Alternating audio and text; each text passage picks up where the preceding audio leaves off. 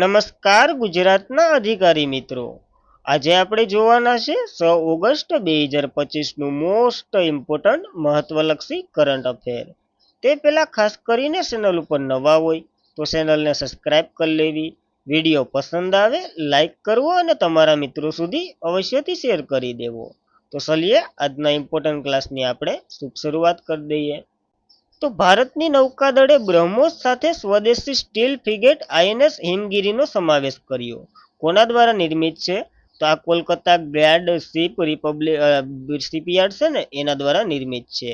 તો 31 જુલાઈ 2025ના રોજ Kolkata guard ship republics and engineer દ્વારા પ્રોજેક્ટ 17A જે હેઠળ નીલગિરી ક્લાસના ફ્રિગેટના ત્રીજા ભાગના જહાજ આઈએનએસ હિમગીરીનો સમાવેશ સાથે ભારતીય નૌકાદળમાં સ્વદેશી સંરક્ષણ ઉત્પાદન માટે એક મોટી સીમાચિત હાંસલ કરવામાં આવી. ટૂંકમાં શું કીધું તો કે આઈએનએસ હિમગીરી છે ને એ ભારતીય નૌકાદળમાં સામેલ થઈ ગયું.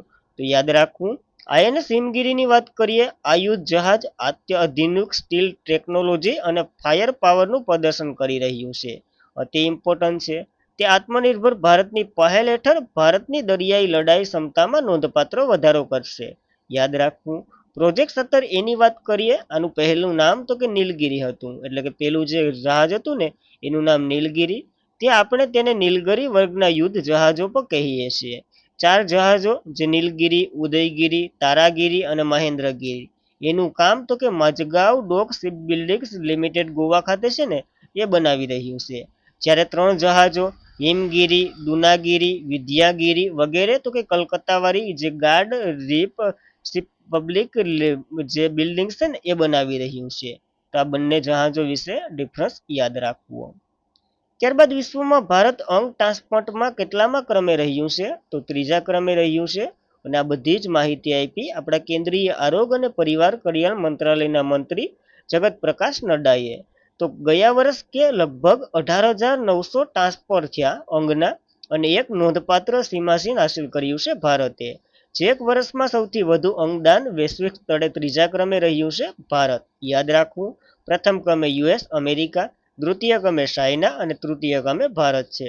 અને આ બધી આપણને જણાવ્યું 15મા અંગદાન દિવસ જે આપણે 3 ઓગસ્ટે મનાવ્યો ને એ દિવસે.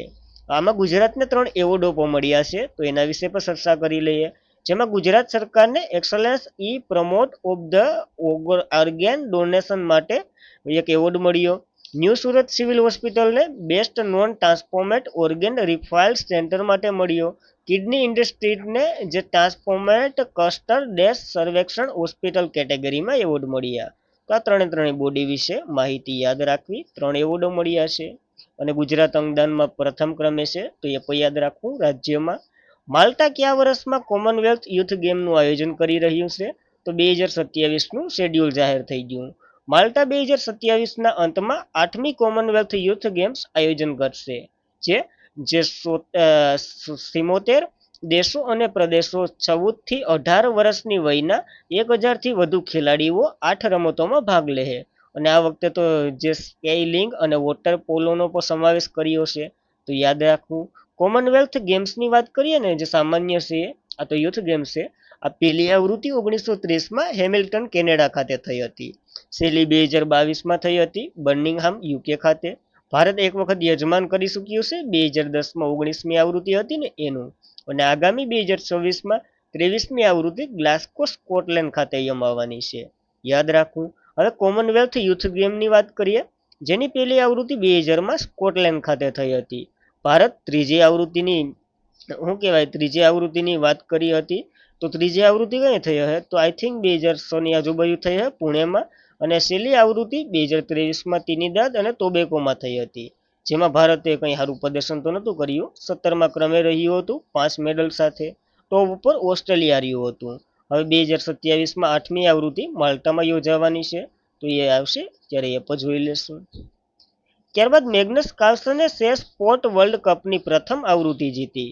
ક્યાં યોજાઈ હતી આ રમત? તો રિયાધમાં શરૂ છે. આપણે આના વિશે માહિતી લઈ ચૂક્યા હતા, કારણ કે આ પ્રથમ વખત એડ કરવામાં આવી આ સ્પોર્ટમાં.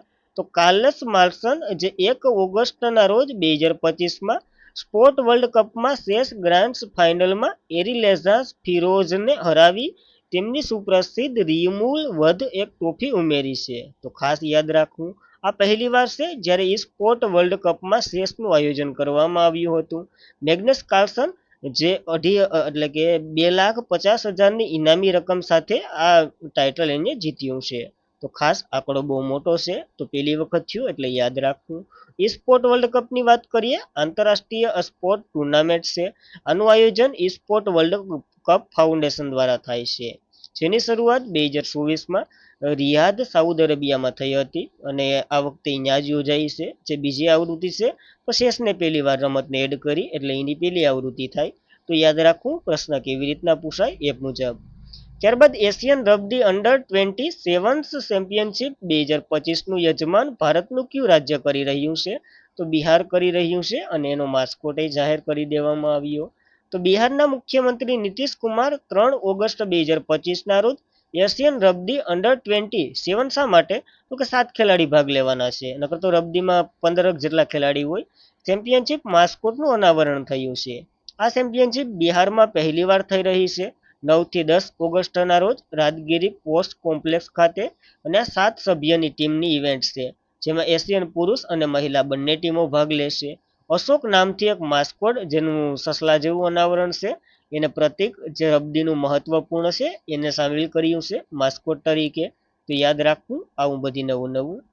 ત્યારબાદ કયા દેશે કોપા અમેરિકન ફેમિનિયા 2025નો ખિતાબ જીત્યો છે? તો બ્રાઝિલે જીત્યો અને સૌથી સફળ ટીમ છે બ્રાઝિલ. શા માટે? તો જોઈએ. તો શનિવારે કોલંબિયા સામે પેપલ શૂટ આઉટ 5-4થી જીત મેળવી કોપા એટલે કે 9મો કોપા અમેરિકન ફ્લેમિના ટાઇટલ મેળવ્યો છે. બ્રાઝિલે મેળવ્યો. આ 10મી આવૃત્તિ છે, એમાં 9માં તો બ્રાઝિલ જ વિજેતા છે, તો સૌથી સફળ ટીમ કહેવાય. અને પહેલી આવૃત્તિ 1991માં બ્રાઝિલમાં યોજાઈ હતી, એમાંય બ્રાઝિલ જ જીત્યું હતું. 10માંથી 9 આવૃત્તિમાં બ્રાઝિલ વિજેતા છે. જ્યારે 5મી આવૃત્તિ 2006માં થઈ હતી ને, એ એકમાં જ આર્જેન્ટિના છે, અને બીજા બધીમાં બ્રાઝિલ જ છે. એમાંય બ્રાઝિલ એટલે કે રનરઅપ તરીકે તો હતું જ. તો ખાસ યાદ રાખવી, આ એક ટાઇટલ ફૂટબોલનું છે. ત્યારબાદ ઈસરોએ ક્યાં ચંદ્ર અને મંગળ પર જીવનનું અનુકરણ કરવા માટે સંશોધન સ્ટેશન હોપ શરૂ કર્યું છે? તો લદ્દાખમાં સ્ટેશન શરૂ કર્યું છે.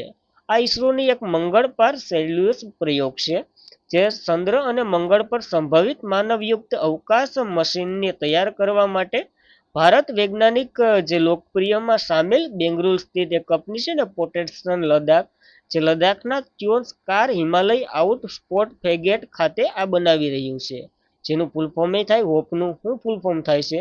તો હિમાલયન આઉટ સ્પોટ ફોર પ્લેટિન્સ એસોલેશન્સ. ખાસ યાદ રાખવું, હોપ એક સંશોધન સ્ટેશન છે, જ્યાં પસંદગી ક્રૂ 1 એટલે કે 1 ઓગસ્ટથી શરૂ 10 દિવસીય આઇસોલેશન મિશનના ભાગરૂપે સ્ટેશનમાં વારાફરતી રહેશે અને જેનું અનુકરણ કરશે. કોણ? તો કે અવકાશ યાત્રીઓ. જે શરીર ઉપર ક્યાં ક્યાં પ્રભાવ પડે ને એ બધી અહીં જાણવાનું છે, એટલા માટે આ બનાવ્યું. ઈસરોએ બનાવ્યું ભારતીય અવકાશી સંશોધન સંસ્થા, જેની રચના 1969માં થઈ હતી. હેડક્વાર્ટર બેંગ્લોરમાં. અધ્યક્ષ ડોક્ટર વી નારાયણ છે. 11મા નંબરના સૂત્ર માનવજાતની સેવામાં સ્પેસ ટેકનોલોજી. યાદ રાખવી મહત્વની બોડી છે. ત્યારબાદ અરવલ્લી પહાડ વિસ્તારોમાં 750 એકરનું શહેરી વન બનાવવા માટે માતૃવન પહેલ ક્યાંથી શરૂ કરવામાં આવી છે? તો હરિયાણાના પાણીપતમાંથી શરૂ કરી છે. તો પર્યાવરણ, વન અને આબોહવા પરિવર્તન મંત્રી આપણા ભૂપેન્દ્ર યાદવ અને એની સાથે ગૃહ અને શહેરી બાબતોના મંત્રી મનોહરલાલ ખટ્ટર, એ બંનેએ ગુરુગ્રામ માતૃવન પહેલ જેની લોન્ચિંગ કરી છે. અને જે અરવલ્લીમાં હિમ વિસ્તારમાં 750 એકરમાં ફેલાયેલ થીમ આધારિત વૃક્ષો રોપવાના છે. તો ખાસ ઇમ્પોર્ટન્ટ ધરાવે આ 750 વૃક્ષો. અરવલ્લીની વાત આવી એ પર્વતમાળા છે, જેનું સૌથી ઊંચું શિખર ગુરુ શિખર છે, 1722 મીટર જેટલું ઊંચાઈ ધરાવે.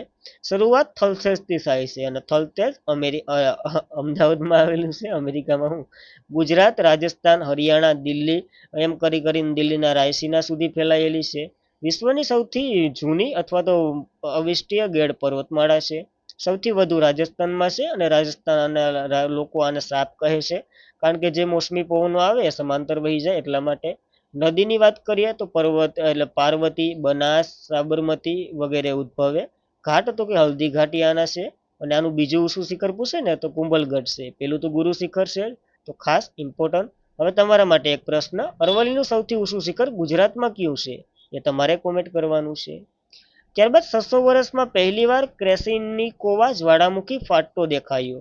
કયા દેશમાં આવેલું છે આ જ્વાળામુખી? તો આ જ્વાળામુખી રશિયામાં જ આવેલું છે. આપણને ખબર જ છે રશિયામાં 8.8ની તીવ્રતાનો એક ભૂકંપ આવ્યો. એની પહેલા કલ્ચુસેકોવાન વિસ્ફોટ થયો, એ પણ એક જ્વાળામુખી જ હતો. એ વિસ્ફોટ થયો. હવે આ 600 વર્ષ પહેલા જે ક્રોનિસેકોવા જ્વાળામુખી છે ને એ પણ ફાટી ગયો. ક્યાં? રશિયામાં જ ફાટ્યો. તો ઘણી તબાહી મચાવી દીધી અને લગભગ 600 વર્ષ પહેલા એટલે સુસુપ જ્વાળામુખી હતો. આપણે છે ને એક આંદામાન નિકોબારમાં જે સુસુપ જ્વાળામુખી 2 રન એ ટાઈપનો હતો. આમાં કંઈ અટાણા સુધી જોયું નહોતું, પણ 600 વર્ષમાં પહેલી વાર ફાટ્યો એટલે કંઈક અલગ છે, તો યાદ રાખવું. ત્યારબાદ કયા દેશે ભૂમિગત વિકાસશીલ દેશો પર યુએન પરિષદનું આયોજન કર્યું છે? તો તર્કમેનિસ્તાન દ્વારા આ આયોજન થયું છે. જોઈ લઈએ.